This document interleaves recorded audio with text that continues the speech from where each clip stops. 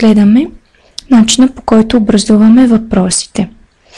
Във всички видове въпроси, за всички глаголни времена казахме, че знаете го, следваме правилата на инверсията. Какво се случваше, като приложим тази инверсия? С какво сме започнали тук в нашите примери? Was I speaking? Were you speaking? Започнали сме с този спомагателен глагол. Точно така. Ето този auxiliary се нарича, не че има нужда това да го помните на английски. Спомагателният глагол, който в случая казахме, че е глаголът some, глаголът be. Was и were. Тях поставяме на първо място. После в случая е местоимение. Подлогът се появява на второ място. После основният глагол с ing формата. Добре, само да го запишем ето така, за да го запомните по-лесно.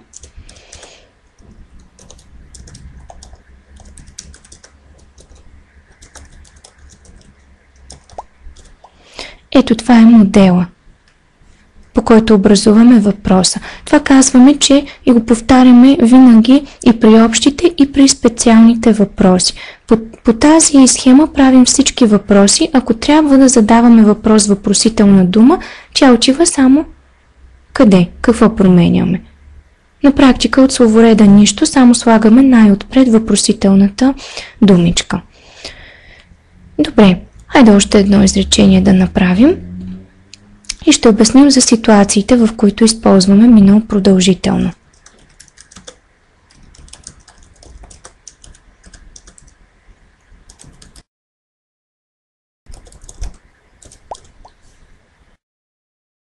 Цялата форма на глагола коя е в това изречение? I was watching TV yesterday evening. Гледах, казваме. Разпознаваме основния глагол, но цялата форма за минало продължително точно така. Was watching с двете думички. Избрали сме was, защото имаме първо лице единствено число I. Нищо сложно няма, слагаме само окончанието ing на основния глагол. Добре, хайде да го направим сега отрицателно. Същото това изречение.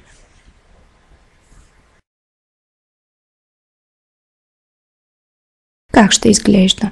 Използвайте таблицата.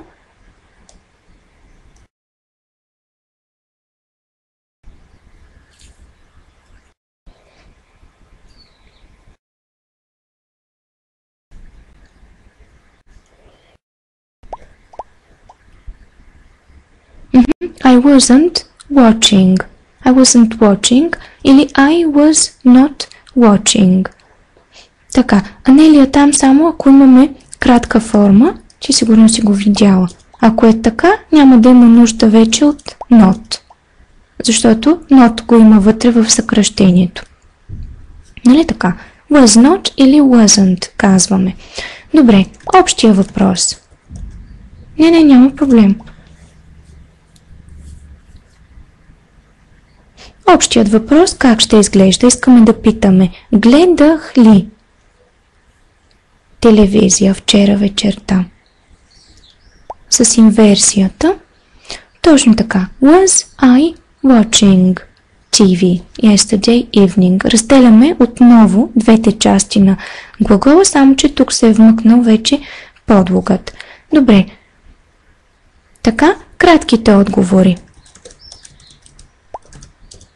Знаете каква е общата им структура? Казваме, освен yes и no, какво присъстваше още там?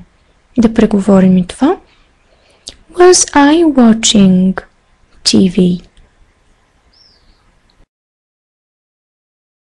Да, гледах. Не гледах. Как ставаше това? След думичката използваме така, правилно сте ги запомнили, само че в случая нямаме никъде до, нали така? Това е за едно друго глаголно време, така че тук това няма да го използваме, защото то не присъства. Каква беше схемата за кратките отговори? Като сложим отпред yes и no, после правилно идва този subject, в случая е I.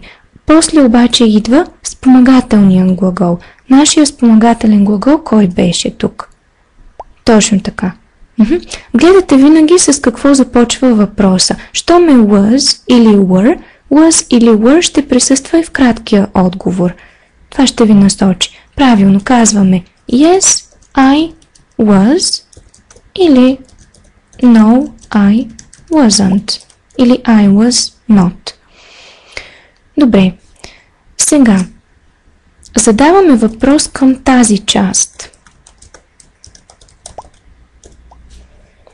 Спомняте си, това ни го имаше в края на изречението. I was watching TV yesterday evening. Искаме сега да питаме кога съм гледал телевизия, кога съм го правил това нещо. Ще използваме вече въпросителна дума, т.е. сега ще правим от тези special questions, се наричат от другия вид. Така, това е въпросителната дума. За този тип въпроси какво казахме? Точно, правилно. Само въпросителната думичка я слагаме отпред. When, обаче, Борислав, там, какво трябва да сменим? Ще го видиш сега, ще го оправиш.